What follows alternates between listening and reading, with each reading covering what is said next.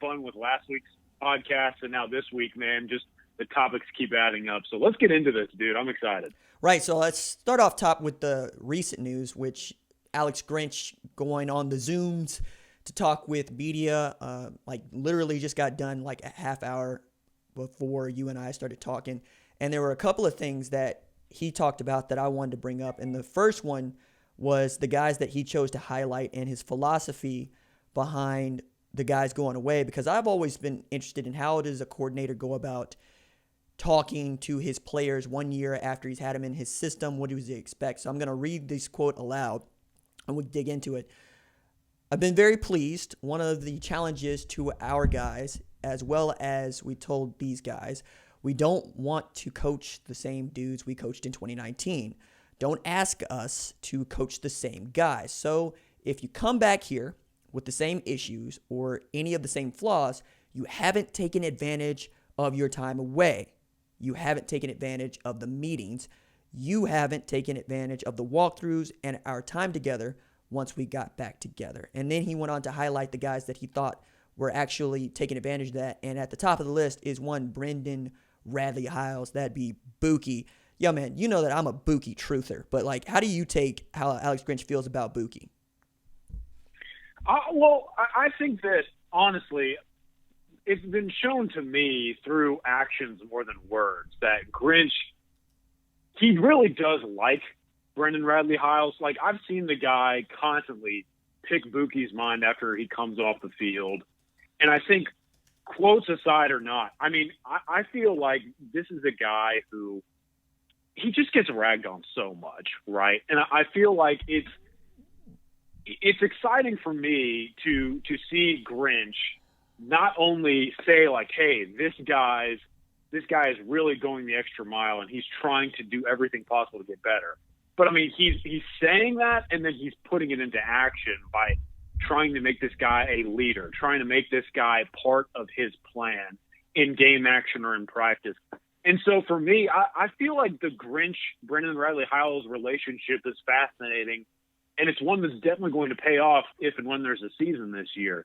I personally know that obviously you're a big Buki guy. I really like the guy as well. And I just feel like he's gone through the ups and downs that any young college football player is going to expect. It was just that pedigree before he arrived on campus that kind of caught up to him. And so going into this year, now that he's a quote-unquote upperclassman, and Alex Grinch has said, look, this guy is really starting to get it, I'm very excited to see what he can put together. And with Grinch as kind of his leader, I think he's headed for something really special. Yeah, man, I'm with you on this in that Buki has gotten better since he got to Oklahoma, and that gets lost because people expected him to be great right away. 5-star billing, played a lot of corner at one of the best high school football programs in the country. IMG Academy is in USA Today's not only top 25, but the number one team in the country this year yet again. And after the stops that he had at Calabasas and then on all the way over to Florida to end up at Oklahoma after it looked like Nebraska was going to get in there to get him, he ends up not only coming to Oklahoma, but playing a position that he had not played in high school and was really learning on the fly. Got taken advantage of as a true freshman out in that slot. Never forget David Sills lining up over the top of him and Will Greer immediately seeing that and saying, okay, we're running the hot route now over the little guy. And then last year, right, we're talking about not just a pick against South Dakota, but a pick 6, and then a huge play to break up what could have been a game changer for Texas Christian, and he's on the tight end. He's on Pro Wells, and they wanted to do what David Sills had done, and he was able to break up that pass. In addition to being really the only guy that Grinch could trust at that nickel spot. And this year it's pivotal once again because Justin Harrington is hurt. You don't know what you got in Trey Norwood, but I feel like if we were allowed to think about Trey Norwood as a corner as opposed to a nickel, that might be helpful, though that doesn't necessarily speak volumes about what you think you have at cornerback. So from there, the other guys that you want to highlight, Desean White, right? Brian Asamoah, which shocked me to a degree. Patrick Fields, who we know about. Those guys are going to be Trey Brown, the backbone of his defense. And I think all of those except Brian Asamoah, I think we would have pinpointed. But with the injury to Caleb Kelly, we've been openly talking about who's going to play that will linebacker spot, and it sounds like Brian Asamoah is making it his, though David Ugwoegbu has moved over to inside as well, along with guys like Robert Barnes. Yeah, and I'm really excited about what Brian can accomplish this season, but I think really the focal point here and what will ultimately determine Brian Asamoah's success is the success of one Desean White, and for Alex Grinch to kind of recognize what Desean is accomplishing in practice, not only from a play perspective, but from a leadership perspective, is a big deal for me. I mean, look, Kenneth Murray leaving the program, I still feel like that's a loss that still may be getting a little bit overlooked. I mean, the guy was obviously an incredible vocal leader. He was also very talented as an inside linebacker, but he was also a very good pass rusher. And so in three facets of the game, in a way, they lost a primary contributor. And Desean White, well, I don't think he'll need to fill all three. He's got to do at least two. And so for him to be showing early signs that he can do that, that is very important, especially for the future success of Alex Grinch and, of course, Brian Asamoah, because then he's allowed to feed off the success of Desean White and maybe play a little bit freer, which I think Brian's probably the more freestyle kind of athlete you play at linebacker, whereas Desean, you really bet on him to provide that structure that the inside linebacker position needs. So it was very encouraging for me to see Grinch identify two inside linebackers in his system that are practicing at a, quote, different level, especially when they're probably the two main guys that will be contributing this season, with some depth issues kind of perceived there, some new guys like Robert Barnes and Jamal Morris learning the position. So those two are going to be leaned on heavily, and I'm very excited about the fact they are getting identified early on as guys who are accepting the responsibility and taking it upon themselves to get better. Yeah, I would fall into that as well. I mean, I want these guys to be great, if nothing else, but you also want to see the maturity come along. I mean, this is going to be Pat Fields' team, Trey Brown's team, and Pat Buki's team, but watching a guy like Desean White and what he's going to have to actually carry is it's no different than what Kenneth Murray Jr. had to do last year.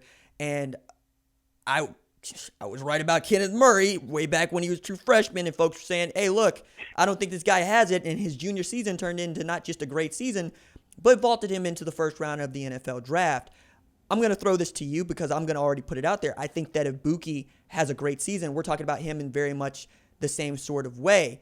Now, his height's going to hold him back. We understand that. You know what? Want to see what he has to throw down in the 40, but I think he's a day two guy even today. And I think, that 5-star billing is going to follow him around, but being 5'8" to 5'10" isn't going to help him. So, one, do you think that Buki could be that good? And two, do you think there's a first round draft pick on this team, which is kind of leads me into, well, Ronnie Perkins, but I want to let you answer the question first.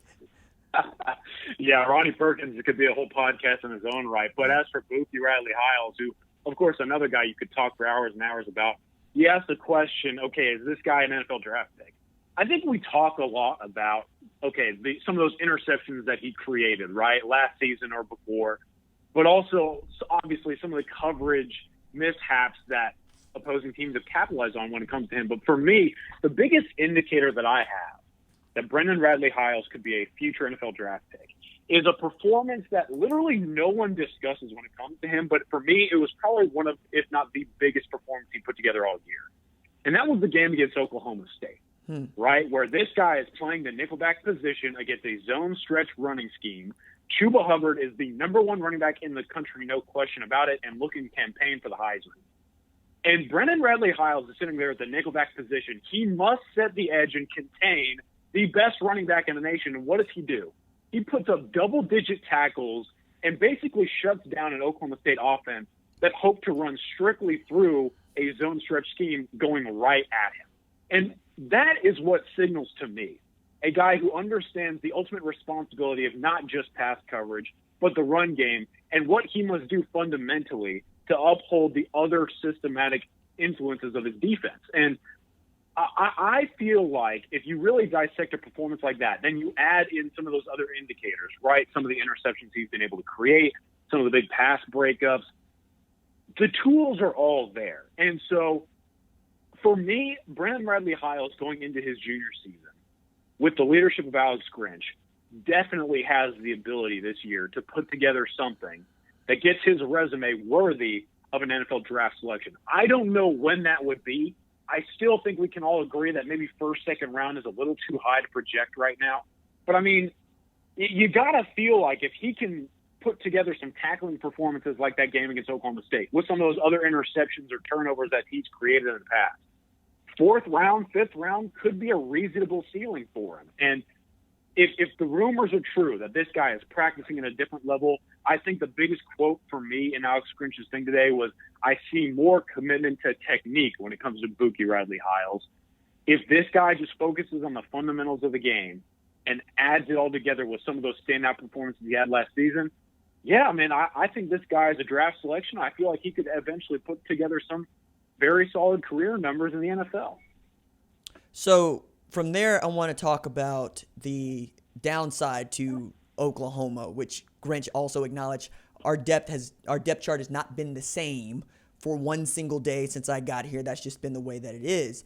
And now we get to add to that Kennedy Brooks opting out in 2020. You still don't know what you're getting or not getting to that degree in Trajan Bridges, Ramondre Stevenson, and Ronnie Perkins. And again, Grinch, who does not give out a whole lot of praise, really was giving out praise for Ronnie Perkins, who is an ESPN freshman All-American. I think he's the next dude that we would all tap as perhaps the best chance to be a first-round draft selection on that defensive side of the ball. However, how much is that going to be contingent on how much he plays this year? And do you expect to see these guys play more than 4 or 5 games this season, Colin? As things stand right now, the ways that the NCAA has kind of been hesitant to address a lot of these issues, like there are still guys across the country waiting on transfer decisions and their waivers are not. And so suspensions for me in the NCAA are definitely issues that are just going to get overlooked because it's easy to just turn away that and say, well, we're going to uphold our decision. For that being said, I think Ronnie Perkins is definitely going to face some sort of suspension this year. It's probably going to be a good amount of the games of this modified season. And then as a result, while I would agree with you, Ronnie Perkins is this team's best opportunity to get a first-round draft selection. He's also, for me, a guy that's definitely going to be back following this year. I just don't know if he's going to have the film and the resume to put together enough of a standing that gets him into the first 32 picks. And that's not a knock at him at all. I still think it's incredibly ridiculous that he's suspended, but that's a whole other tangent. For me, it's just about opportunity, right? I mean, there are going to be guys in this limited season that will eventually separate themselves because they get to play 10 games. And for Perkins, if he plays 5, 6, I mean, it's just not enough, at least from a logical perspective. So for me, because of the way things stand right now and because of the way the NCAA is currently operating in the midst of this COVID-19 pandemic and some of the decisions it has to make, I just feel like Ronnie Perkins is going to be back following the season, and then that's going to be the time where he really proves that he's a first-round NFL draft pick. What he lacks is buzz, right? We all knew about Chase Young going into the 2019 season. You don't have that sort of buzz around Ronnie Perkins, so if he were to perhaps put together a 6-game season of 12 to 15 sacks, I don't know that it would get the same amount of attention as perhaps he would have last year or even the next year. But that said, we're talking about right now presently 2 Power 5 leagues that aren't going to be able to play football. And we even have ESPN draft analysts like Todd McShay asking for showcases for some of these players to go, citing guys like Kyler Murray, Baker Mayfield, and Joe Burrow, who all needed that year to show the NFL who they were and be number 1 overall draft picks. To the question of depth at running back, though, no Kennedy Brooks, Trey Sermon, grad transfers to Ohio State, Ramondre Stevenson is out with suspension. Marcus Major needs to be 1B or 1A. You know, I don't expect much out of Seth McGowan, but that's because he's a true freshman. And then is TJ Pledger going to be the guy that everybody thought he was going to be when he got to this university in 2018? I mean, it's another guy that kind of parallels Buki, coming out of the same place, coming with the same reputation, and hasn't quite lived up to our expectations, though I think if he was a 3-star recruit like Kennedy Brooks, everybody would feel a little bit differently about him. What do you think? Yeah, no, I agree. I think for me, number one, this pressure now falls on the shoulders of TJ Pledger. Like, this is an opportunity for him to definitely prove the ranking that he received as a recruit coming out of high school. And I'm confident in what he's going to be able to do this season. I think he's a guy, I kind of prefaced this before the year and obviously all the hectic things that came with it.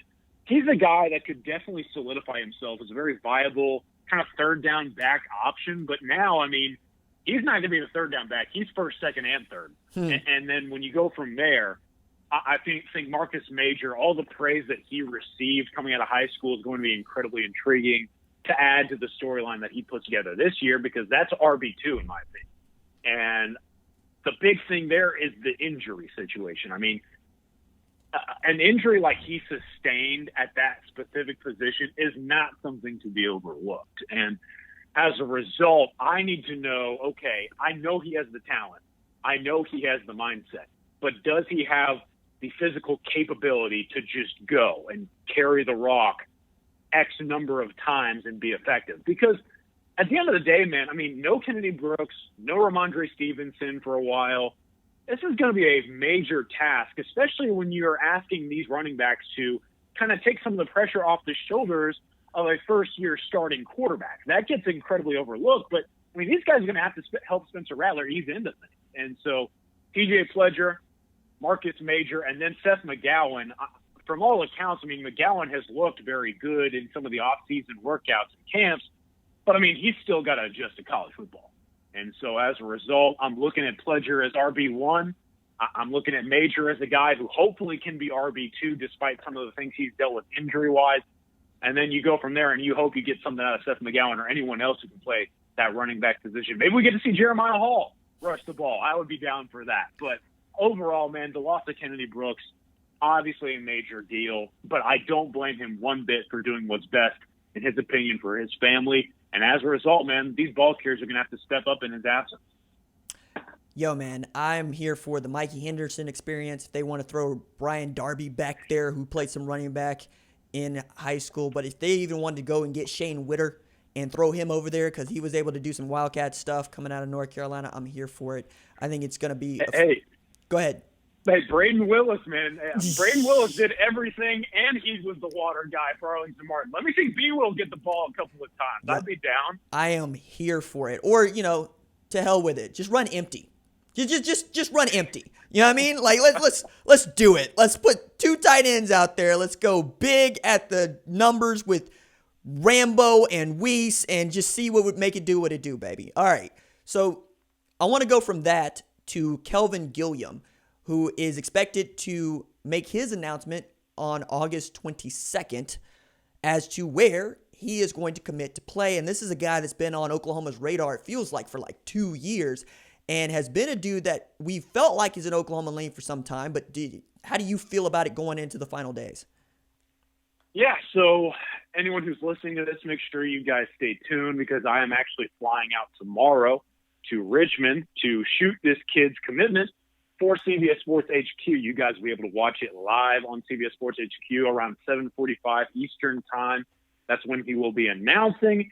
And as for where I feel things stand, just getting to know this kid, I really do like where Oklahoma stands for him. I think Penn State's a very real contender. I think the Nittany Lions have done a great job of recruiting him.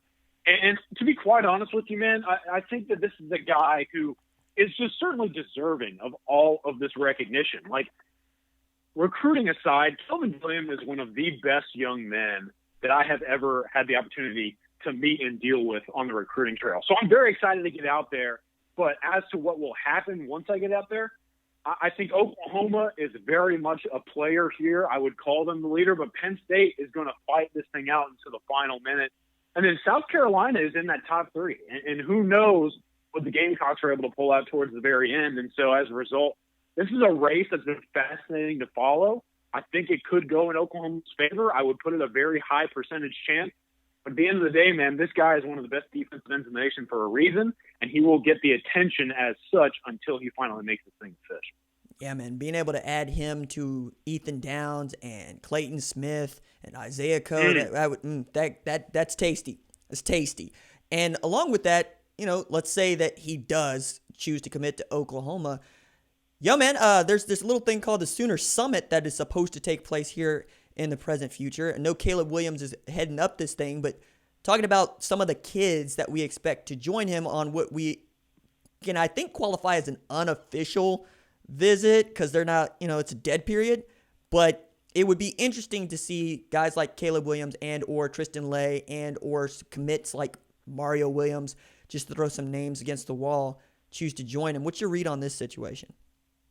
Yeah, this is fascinating to follow, obviously. I mean, for Caleb Williams, Mario Williams, these guys to put something like this together, something that I don't think has ever really been done before. I mean, you could probably check me on that, but this is something that feels like it's kind of a revolutionary moment in college football recruiting for major commitments in a class to host other guys that they want as targets and get them on campus and just show them around. I mean, this is something that's incredibly meaningful for OU football recruiting, and as a result, I think there's definitely going to be some major news that comes of it. I think, obviously, if you go to OUinsider.com, the VIP board is loaded with notes as to who we expect.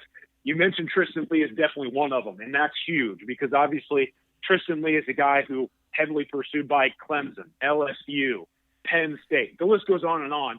You always felt like if Oklahoma had the chance to get him around the program, that could help the Sooners in their standing with a five-star lineman who, in all seriousness, is one of the best offensive tackles I've seen in person in evaluation periods.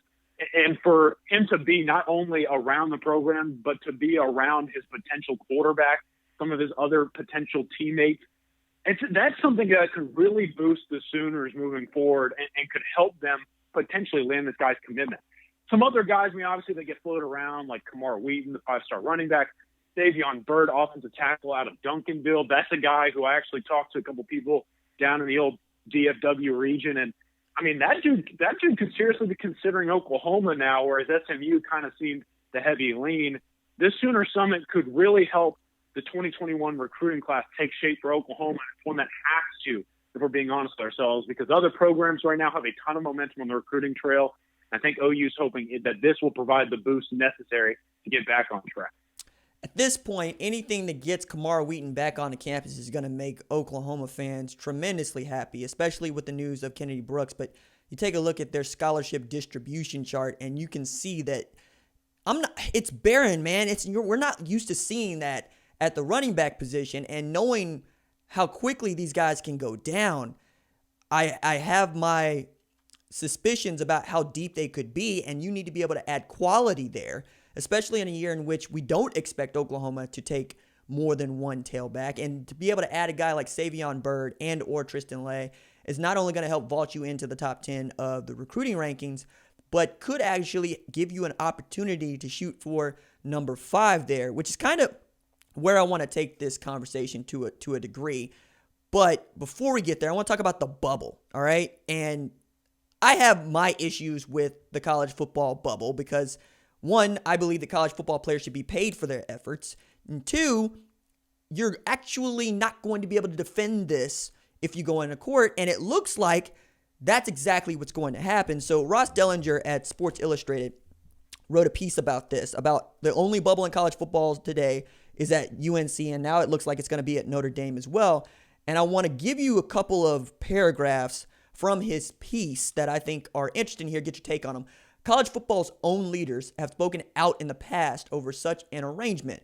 Pac-12 Commissioner Larry Scott was most vocal about it, declaring that in-person classes were a requirement for on-campus athletics. He called it a gating issue, with several of his colleagues feeling the same. That includes Notre Dame athletic director Jack Swarbrick, who, when asked about the issue in May, said the students have to be on campus. 3 months later, his own university has shut down classes for 2 weeks while the football program continues training. Is that right? Is that wrong? It depends on who you ask. He asked a former NFL agent, Ellen Zavian, who is a law professor at George Washington now, and she made it very clear, look, the decades-old argument of their student athletes before their students is about to fall apart. She said, you ever hear your actions are so deafening that I can't hear what you're saying? This will be used to say that schools are treating athletes essentially like employees and they should be getting hazard pay. Now, from that, she's right. Second thing is, dying on the hill of shut it down for football is not necessarily what everybody wants, because there are people that make $6 million, right? Lincoln Riley. And then there are people that make $35,000 just trying to man the ticket office. I don't like the bubble because I think, one, they're not being paid, and two, I don't think it's an actual bubble, dog. Like, the difference between the NBA and the NHL and college football is these dudes don't all live together. Like, we act as if these players are staying in Headington Hall at Oklahoma all together. That's not even happening at UNC or Notre Dame. They live off campus, and they socialize, and dare I say it, they fornicate. So, like, where do you think the line is with what they're calling a bubble? Because all it's going to take is one dude. But I'm sure that they've been read the riot act on this. It ain't going to stop anything because they're their most hot to trot as they are at any other age right now. And watching how these commissioners and athletic directors who had told the U.S. vice president, like Bob Bosley to Mike Pence, was, if we don't have students on campus, we won't play football. All I can look at you and tell you is just you're lying to me right now. And that's even worse than you being hypocritical to me, is to lie to me and say, wait a second, well, what had happened was, because you're not going to be able to defend this. I mean, where are you on this situation? Okay. To put it bluntly, the concept of creating a college football bubble is incredibly ridiculous, and it's just not feasible. I mean, this is never going to happen when you're dealing with 20-something kids who are in college, and they're still going about other activities throughout the day. I mean, I think we all understand that the NBA bubble has worked so well because it is literally closed off. These guys are only around other NBA players and the administrators or staff members that are helping making this thing possible. In college football, these guys are spread out throughout the entire college town. They obviously have friends and family outside of the program that they're going to want to go see. And they have to still go grocery shopping or get haircuts or go about their business in everyday life. Like, they do not have the facilities that these NBA players have. And so for me, I just think this conversation is incredibly hilarious because you're just never going to be able to pull something like this off. I don't really care what program you are or where you're located. So as a result, look, you can bring up any argument you want, right? Like, this is ridiculous because these guys should be getting paid and you're using them like employees. Or you can bring up the fact that it's just never going to work if students are on campus as well. For me, it's just never going to work because you're just dealing with college athletes. And at the end of the day, they still have to go be people. And as a result, man, I don't know. I just feel like any program that's kidding themselves, they're going to be able to pull this off, whether it be North Carolina or Notre Dame, is going to be finding a quick and harsh reality here very soon. Because these kids, man, as much as you want to stop them from doing anything else other than football, at the end of the day, we call them student athletes. They're also just people in general. And that reality will be realized as soon as they try and put together these bubble type of situations.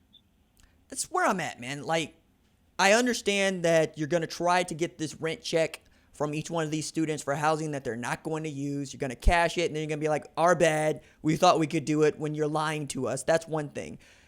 But it also means that you're probably going to be able to start your college football season when you want to start your college football season. Then it's a question about whether or not you're going to be able to end it on the right tone. So, look, I'm going to keep watching this, and I think I've been pretty right about this the whole time, but we'll watch it. Like, all right, so the Big Ten is a dumpster fire.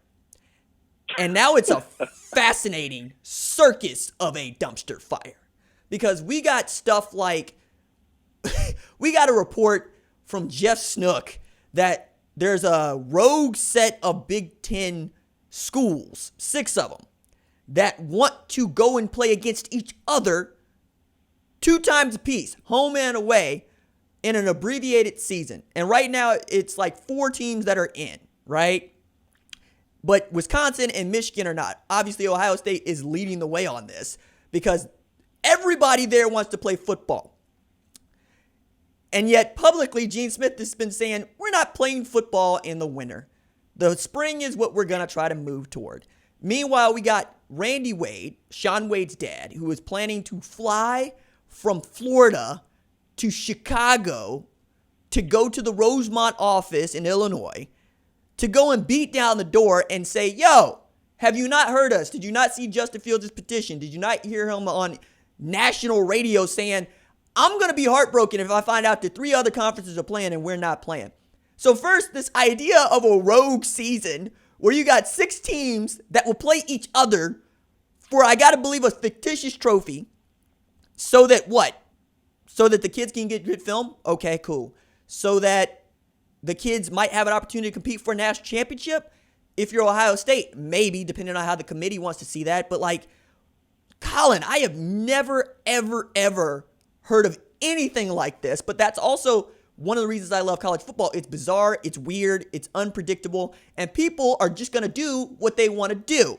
Proof is Oklahoma State claims a national championship that they didn't win.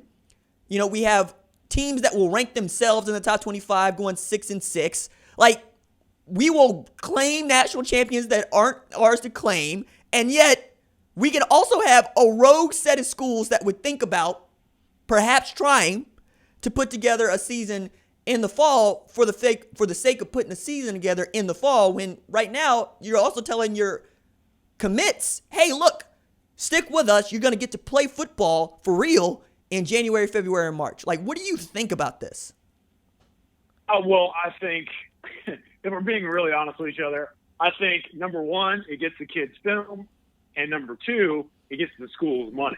And that's why this is even on the table, because it's obvious to me that a lot of programs cannot bear the thought of not having some sort of influx of money, attention, recruiting momentum, and, of course, the natural boost that come with NFL draft picks following a season. Now, if they do pull it off, I will watch every game. I will refuse to turn it off every single week. I don't care if it's Iowa, Nebraska for the second time around, and if it's 6-3 in the third quarter. I will be on the edge of my seat just because of some of the implications that a 6-team league provides.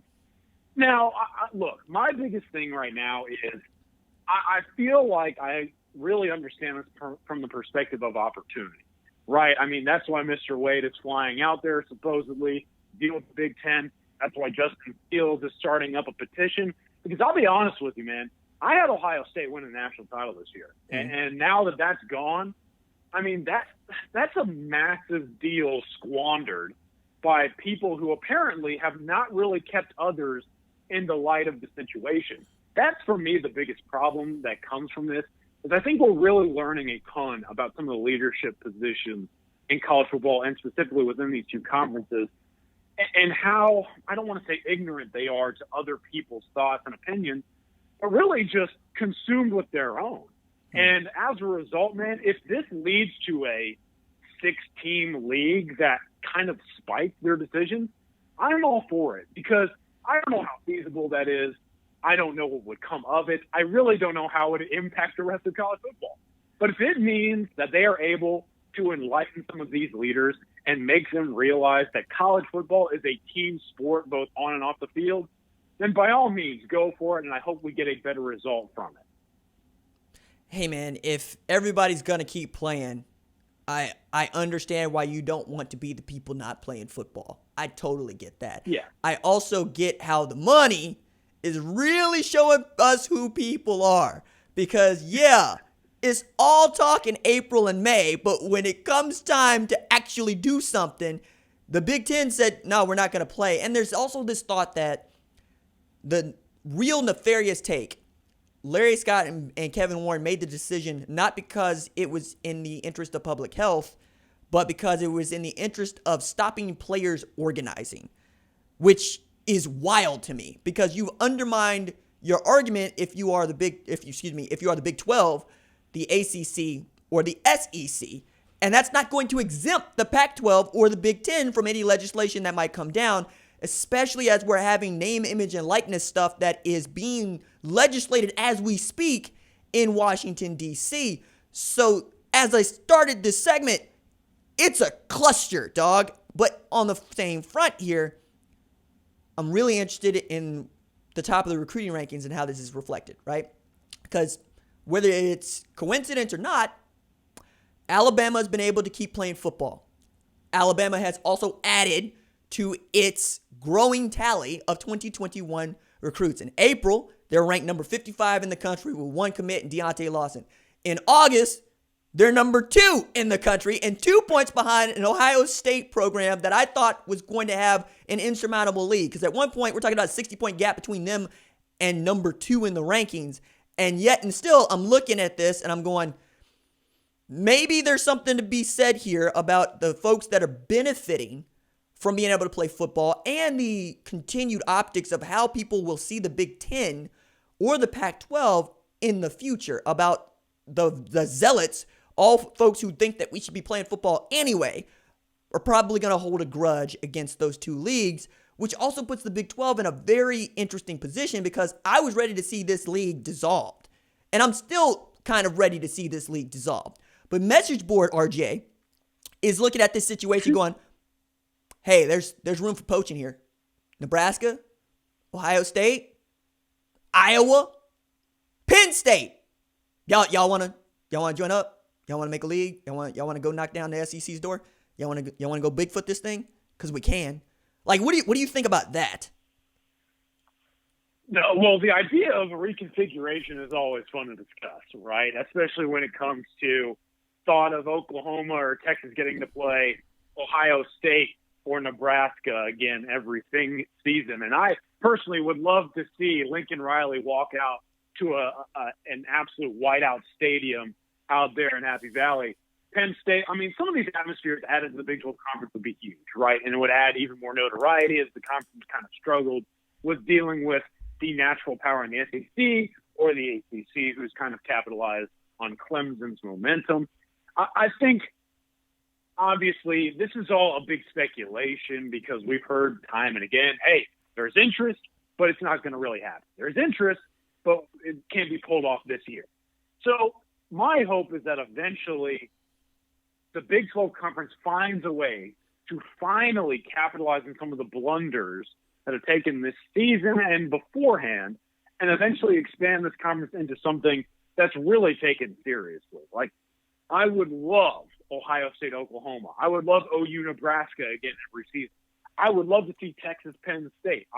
Iowa, Iowa State as a conference game. Like, those are big matchups that would really benefit every program in that quote-unquote super conference. Whether it happens or not, obviously we'll see. I'm not going to buy a ton of stock in it right now, just given some of the ups and downs we've already been through.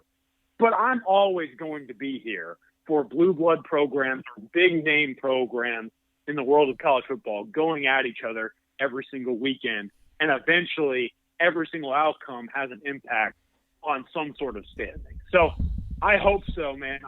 One of the things I want to see at some point is OU Nebraska again. I know that's coming up very soon. I was hoping and praying we get it this year. I don't think we will, but man, I really would love to see that happen someday. So one more topic I want to get to before we get to the top 25 and the 247 sports rankings without the Pac-12 and the Big Ten a part of it is Lane Kiffin having an interesting comment about transfers. So I'm going to read this paragraph ESPN to you and the quote that he gave to the SEC network about what he thinks is a good idea. Kiffin says players whose conferences have decided to postpone fall sports should be free to transfer without penalty. Kids are having their schools or their conferences, deciding to shut down so they can't play, and a lot of them have a lot of money on the line with the next level, or they just want to play their last year, Kiffin said. So it's really unfortunate that the NCAA is not allowing them to transfer and be eligible immediately. We're being told that they won't even get a waiver process going, so I feel really bad for those kids. It's not their fault. Why can't they come play somewhere? That doesn't make any sense. Lane Kiffin, king of tampering, number one. Number two, even invoking a waiver process gets even closer to my contention. College football is pro football. It's just pro football where we don't pay the labor, right? In the same way that folks will say, hey, I think women's soccer players should get paid. I'm saying if they generate revenue, they should. Like, we're not talking about you taking money out of a place where you don't have any. We're talking about the $10 billion in excess that college football generates and the way that it really does create a foundation for your entire athletic program. And you don't actually need to have sports that aren't revenue generating in your NCAA model, because there's a different way to do that. You just need to separate football, especially among the top 30 or 40 programs that can support themselves, from what we're doing here. But this idea of a waiver process, I think, is also wild interesting, because that would mean that there's demand, right? Like, anybody that's ever been in a fantasy football league will tell you about the waiver process, and you'll watch a guy that you claimed on waivers go before you because somebody else's turn or they got there quicker. So what do you think about this idea of perhaps Justin Fields transferring back to Georgia or to Ole Miss, which I think would be wild interesting, or Shaun Wade transferring to LSU, or any of these, again, message board RJ takes? Yeah, I can already tell that Lane is starting his campaign to land Justin Fields and whatever that would look like. But I can tell you, man, look, this is just so hard to discuss because even the concept would get everyone's hopes up, right? I mean, college football fans, players, and coaches would love to see some of the outstanding talent in the Pac-12 or in the Big Ten go elsewhere and have the opportunity to play on new teams this season. I just feel like if we're going to even discuss this, we have to understand some of the other outcomes that would take place. Like, I mean, we're talking about guys who would get essentially recruited over, basically losing their shot at something. We're talking about any number of scholarship issues when it comes to, number one, spots on a roster, number two, how university going to provide that money for these players. So I feel like, number one, I should say I would be all for this idea if it's able to be pulled off. I just don't know how feasible it is. Now, I would love more than anything to see, like, Penei Sewell as a left tackle for OU football, or I would love to see Texas add some big-name receiver out there. Hey, I would love to see Kansas with Keaton Slovis this year. I mean, get Les Miles a quarterback and see what he can do. But at the end of the day, man, I would be all for a concept like this because it would allow the kids an opportunity to play this year. And like Lane is saying, go after some of the money that's on the table for them. But then you have to understand that in order for these kids to get the money that's on the table for them, these schools would have to take away the money that they have on their own tables. So it's a very intricate and complicated concept, but it's able to be put together, and we can get Justin Fields to Lane Kiffin. Hey, man, I'm all for it. Man, I'm here for fantasy football, college. I mean, I finished like third in my fantasy football league last year in college football, and I'm in. For those of you that know of Blinken Riley on Twitter, I'm in the fantasy football league with him. And yeah, his team always wrecks, but I always feel pretty good about it. The idea of having a Penei Sewell or Keaton Slovis going to KU, not so much for me. Because, look, Les Miles wants to run a fullback. Like an honest-to-God Jacob Hester fullback. You're wasting Keaton Slovis there. You would have to go to the air raid, all right? You would have to actually take advantage of his skill set. I don't think the Mad Hatter is the guy to do that. But that's also one of the things that's so interesting and fun about talking about these things. One of the reasons that I really love talking in this way about college football. Okay, let's do the top 25 on 247 Sports with the re-ranking without the Big Ten, without the Pac-12. I know, to the chagrin of many Ohio State fans, that actually give a doggone, but like, is this going to change Oklahoma's ranking was the question that I had, right? So number 25, we got SMU. Number 24, we got Pittsburgh. Number 23, Baylor. Number 22, Kentucky. Number 21, Miami. And number 20, Texas Christian. What do you think about those first five there? Obviously, TCU is kind of my squad. Mm-hmm. If anyone has kept up with our podcast, I'm a big Horned Frog guy this year, so I'm there with TCU at number 20. I also feel like Miami at number 21, that one's fascinating to me because Miami, De'Aaron King coming in, what can they do within a quarterback? I know that they've had some issues with some opt-outs, but we'll see what happens. Baylor, Kentucky, Pitt, I'm all for those guys being in the rankings. And 25 SMU, I love what SMU is accomplishing as a program right now. So I'm for the Mustangs getting into that final slot. Man, I'm not sure about this Baylor or Kentucky thing. I'm going to have to look at the rest of the rankings where I actually give a thought here. But, like, I can already think of some teams that I got ranked ahead, like Memphis, for instance, right? Kansas State has been able to show people some things.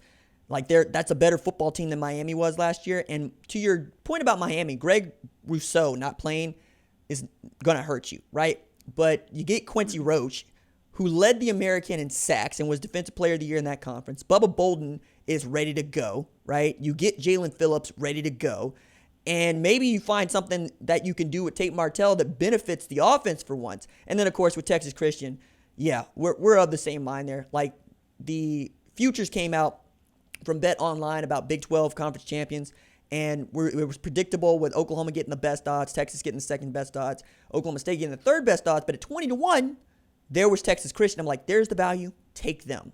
So at number 19, we got Vatech. Number 18, Iowa State. Number 17, Louisville. Number 16, Memphis. There they are. Number 15, Tennessee. What do you think about that? Obviously, so I know you like Memphis, and if I remember correctly, you're also a Louisville guy as well. Mm-hmm. I like those two standings. I'm sure you'll be able to expand on them, but I would take Iowa State at number 18 as a pretty good slot for them. I think the Cyclones, obviously, Brock Purdy and Breece Hall, man, those are two absolute dudes. And then they have some nice pieces around them offensively, and obviously that defense is going to be very sound. If Iowa State's offensive line can put it together, Cyclones could easily get even higher than 18, so I am fascinated by that squad. And then Tennessee at 15, man, I think it's a good spot for the Volunteers. I'm not a huge Tennessee guy, but I also feel like they definitely should be in that kind of range. So right there, number 15, I don't blame the national guys for putting them there. Look, man, I'm on it with Memphis and Louisville. Javian Hawkins is an absolute dude. Tutu Atwell has 4.2 speed, and Louisville is ranked like number 13th in returning production. If somebody's going to challenge Clemson, it might as well be Louisville, right? North Carolina, I understand, is getting a lot of praise, and it should, because even I would probably pick North Carolina over Louisville. But Louisville is in that Texas Christian category for me of they're my dark horse to win the conference championship. I really, really love Scott Satterfield's like putt offense. It's just fun to watch because they run a lot of that zone. They run a lot of quarterback. Quarterback's basically got to be a fighter pilot, right? Because that dude's going to get knocked out and he's got to be able to make that pitch. And if you're making that pitch to Javian Hawkins or Tutu Atwell, I'm good with it. And then Memphis, you get Brady White back. He's good. He's real good, right? He's real good. Right? And then Kenneth Gainwell. He's the best tailback outside of the Power 5, and he might be one of the better tailbacks in college football. 1,400 yards rushing, 51 catches last year for 610 yards. And then DeMonte Cox, it's his turn, right? 76 catches, 1,276 yards last year. I'm here for the Memphis experience as much as anything else. And between Memphis and Southern Methodist, you have worthy challengers, once again, to Central Florida, who's going to return a Dylan Gabriel. I don't know what to do with Tennessee at 15. I don't know, man. Because Marquez Callaway, Juwan Jennings, they're gone. I don't believe in the Jarrett Guantanamo experience. And I don't believe in Harrison Bailey at quarterback, though that offensive line is nasty. Ty Chandler, Eric Gray. I mean, but which 15, really? That what you got? I wouldn't blame anyone who wanted to put Memphis over Tennessee right now. Okay. I just feel like Brady White with the quarterback position, he is an absolute baller. Obviously, Memphis has a lot of returning offensive weapons. And I'm kind of with you, man. Tennessee, really an unknown going into the year because obviously they kind of got hot towards the end of last season, but they were stumbling to begin the year. So I don't know. It's a hard read, but 15 is I don't want to call it surprising, but it's definitely something I'm going to be following whenever the season starts. Yeah, man. As soon as SEC East Division starts playing, they're going to get mopped.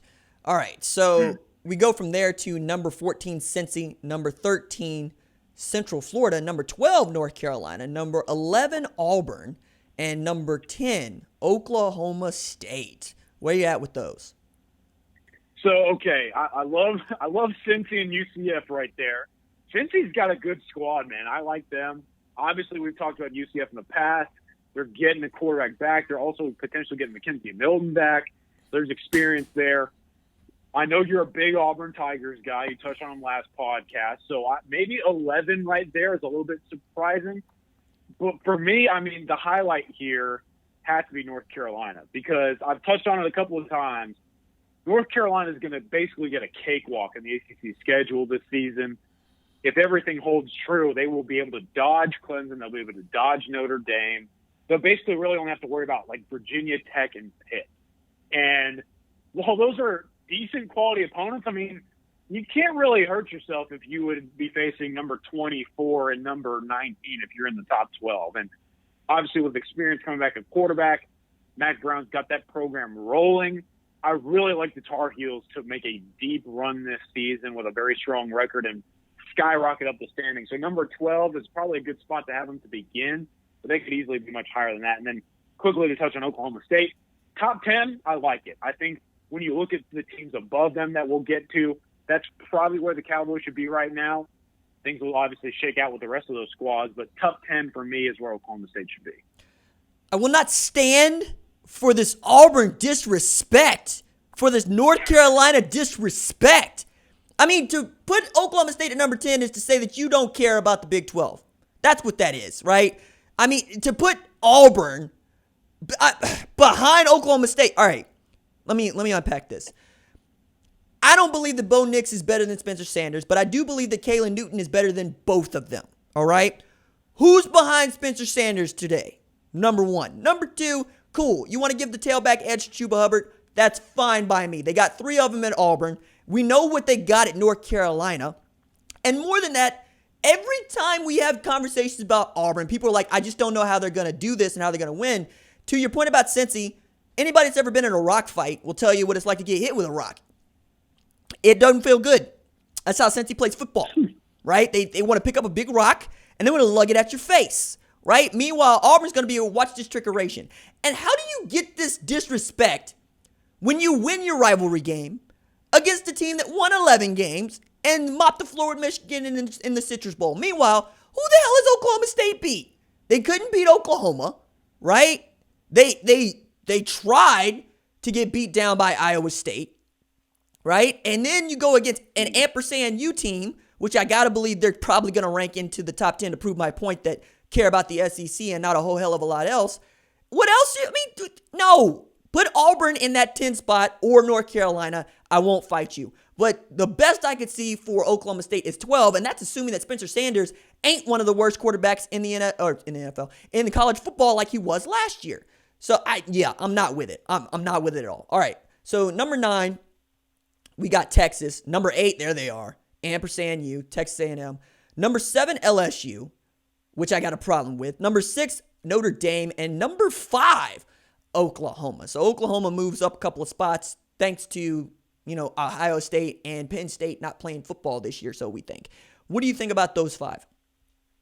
Yeah, so we touched on it a little bit last time around. The Texas A&M debate is fascinating. I like the fact that they kind of roll with A&M because I like Texas A&M, and I still feel like Texas kind of has to prove itself right now. And then for me, when you're looking at the rest of this thing, LSU, like I kind of said last time, I'm not a huge LSU guy going into this year. I mean, obviously Jamar Chase, he's an extreme talent, but LSU's offensive line, yes, they won the Joe Moore Award, but they were not that good if you look at them statistically. And then they lose a couple of pieces on that offensive line.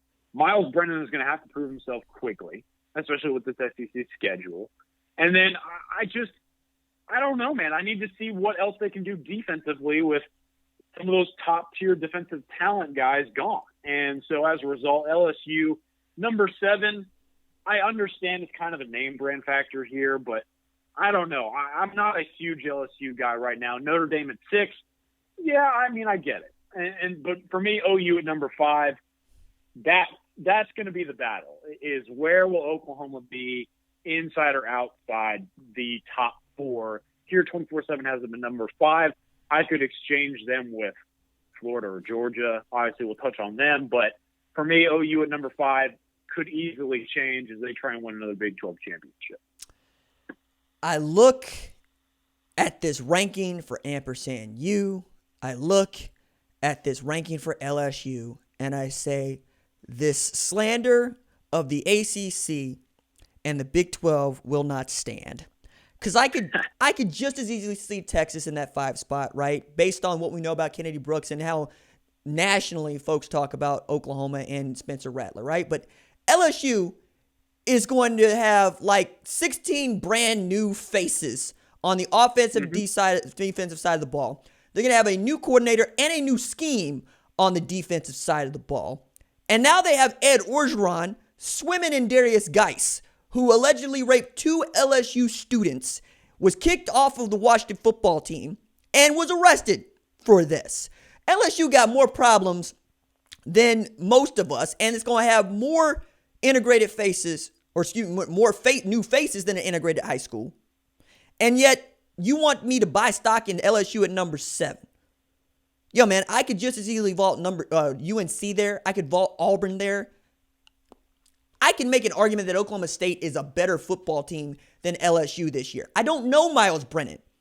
All I know is Jamar Chase, Terrace Marshall. That's it, right? I don't know your linebacking core. Not really. Kerry Vincent just opted out, and everybody wants to tell me how they didn't need him in the first place, and I'm going, okay, sure. You're asking Derek Stingley Jr. to carry the load as a true sophomore. Fine, whatever, that's cool. You're asking Jabril Cox to show that he's the dude that you expect him to be at North Dakota State. I just don't buy it at number 7. I'm selling it. Like, I still think they could catch 5 losses this year, even in a conference-only schedule, right? Now, they get Missouri coming to Tiger Stadium, but you saw what Eli Drinkwitz was able to do at Appalachian State, okay? Eli Drinkwitz is also a disciple of Malzahn. You don't think he got a little something ready for LSU? Because Malzahn had a little something ready for LSU, and he was there, right? He was a nose hair from giving them the business. The argument that I make is Auburn played LSU closer than anybody else did all of last year. Now, Derek Brown is gone. We know about the middle, but you know me, man. I'm going to pick them. And I think that Eli Drinkwitz knows what he's doing at Missouri. I've heard good things coming out of Missouri about him, and they look like they want to play a little football. So number 4, we got the Gators. Number 3, we got Georgia. Number 2, we got Bama. And number 1, we have Clemson. I don't see a whole hell of a lot to argue about there. What about you? Me either. And I had obviously Oklahoma ahead of Florida just barely. If you would have asked me this question a week ago before the Kennedy Brooks news, I would have probably had Oklahoma ahead of Florida still. But with Kennedy Brooks opting out, I now give the Gators the advantage. I mean, they obviously are returning some nice pieces offensively. Kyle Trask is a very good quarterback, some experience on the offensive line, and defensively, they're going to have some dudes there in the secondary, which is key. And so as a result, I continue to say this, man, if Florida gets some of those transfers that they got because they went out and got some dudes in the portal, if they get all those guys eligible and ready to roll, Florida can make a ton of noise. I still felt like Oklahoma had the advantage, but with the loss of Kennedy Brooks, they slip up one time in the Big 12 Conference. Florida could easily make a running here. And then, obviously, Georgia, number 3, I'm not going to complain. They could easily be number 2, in my opinion. Alabama, number 2, I'm all for it because that is a loaded squad. It will just roll on the quarterback position and how that pans out. Number 1, Clemson, easy for me. I think all in all, this top 4, pretty solid. And I don't think you can really bring up any counter arguments to go against it. Nah, man, I'm with you on that. In that Alabama is going to be good with Mac Jones. They could be great with Bryce Young. Kyle Trask is in a prove-it season, not unlike Justin Herbert was a year ago. He beats Georgia in the world's largest cocktail party. I got to believe he represents in the SEC championship game against perhaps an Alabama or an Auburn. I think those are the 2 best squads coming out of the West, which means, once again, we're talking about rivalry games, really laying the foundation for what we expect to be the conference champs, and the conference championship is going to mean more this year than it's meant ever in years past. Well, that is Colin Kennedy. Follow him on the Twitters at CKennedy247. That's CKennedy247. Read his work on OUinsider.com, where he's keeping us up to date on all the latest offers. He's got Colin's Corner on the VIP board, which is a great feature where he's giving an inside scoop. He's telling you about his crystal ball predictions and is just a genuinely all around and kind human being. Colin, thank you so much. Safe travels out to Richmond, dude. Yes, sir. I always appreciate it, man. Always fun, and I look forward to doing it again soon. All right, that's going to do it for us. We'll see you next time. Deuces.